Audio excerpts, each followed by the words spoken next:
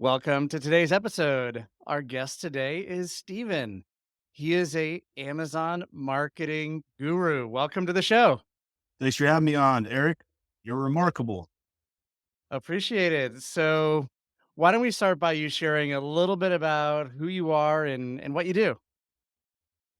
So I own a $20 million AR agency with over 500 employees worldwide and 400 brands that we actively serve to help grow on Amazon. So we're doing typical marketing things like pay-per-click advertising, search engine optimization, design, and all the fun merchandising and catalog work, which nobody knows is the trickiest part on how to sell on Amazon. But that nice 2 day delivery, 1 day delivery, 2 hour delivery, the brown box guy drops off. Yeah, it's a lot harder for the seller than it is the buyer, suffice it to say.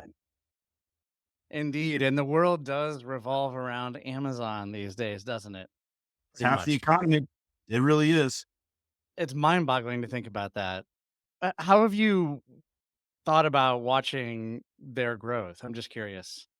I obviously made a business on it. I chose my Amazon guy because I was so confident in the trajectory.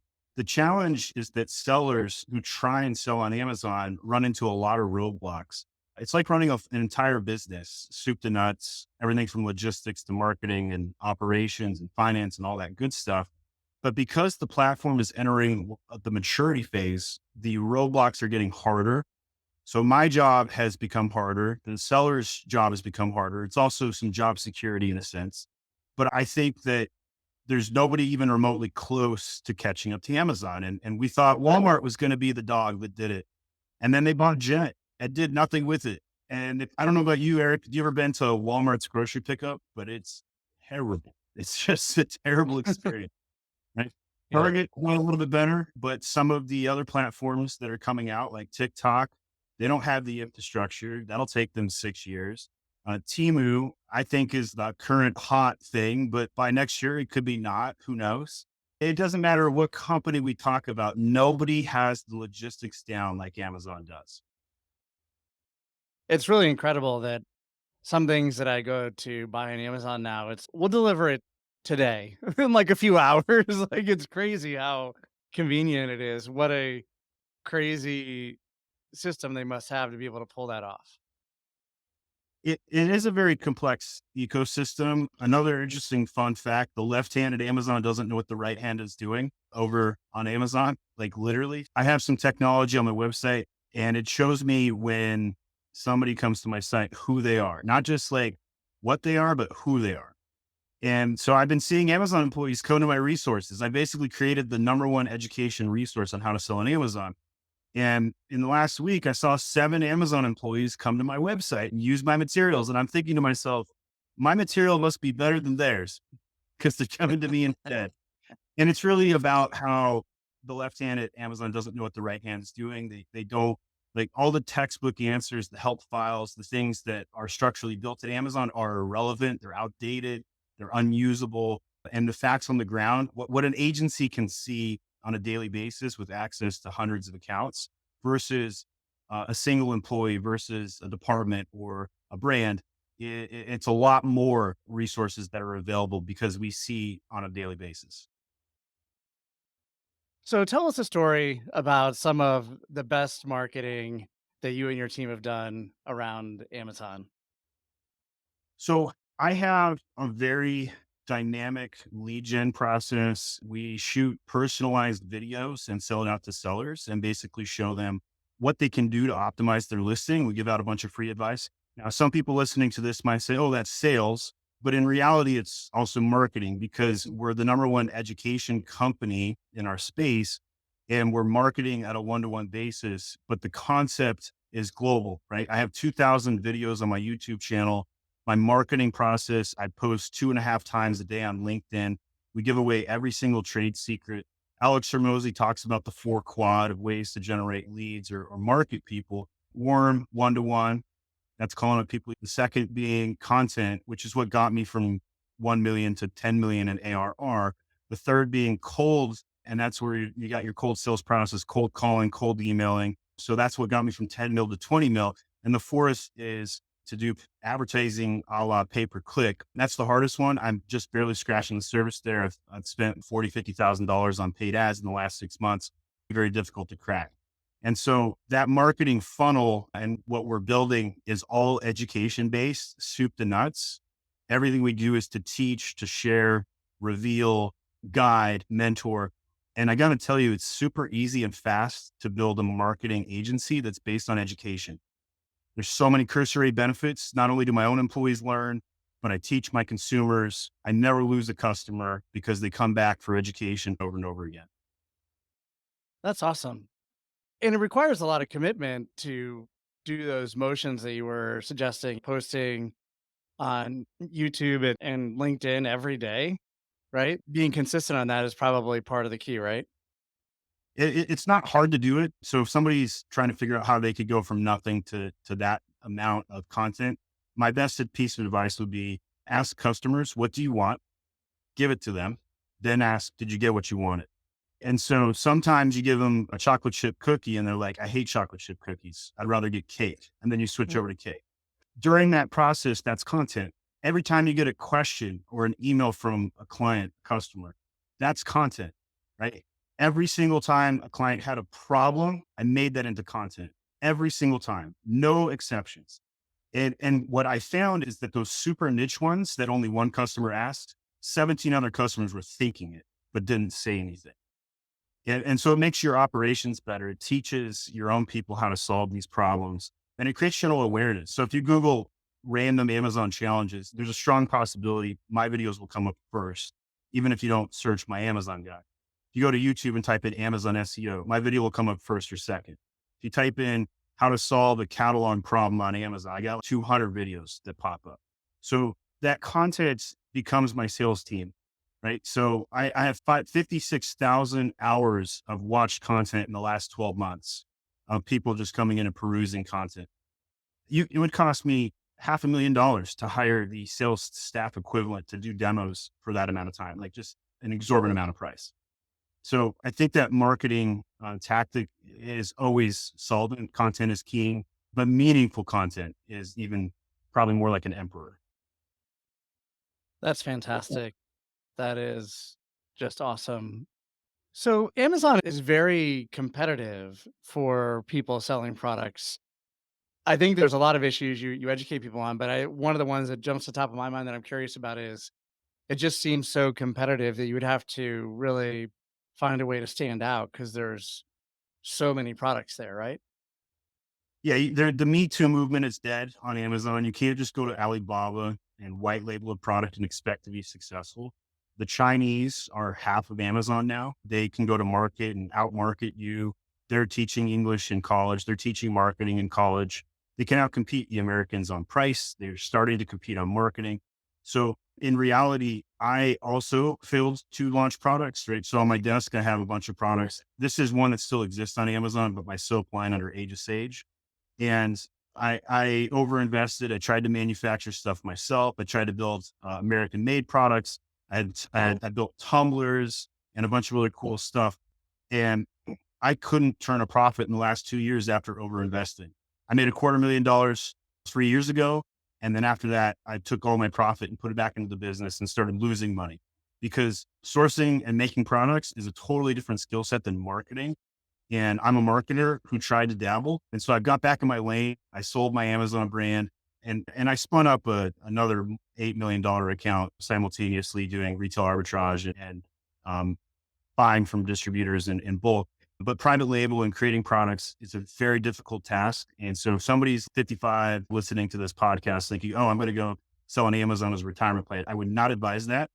But for the 20-year-old, the 25-year-old, the 35-year-old who's savvy, technical, this is a great opportunity because a couple of years into it, you could make a multi-million-dollar brand.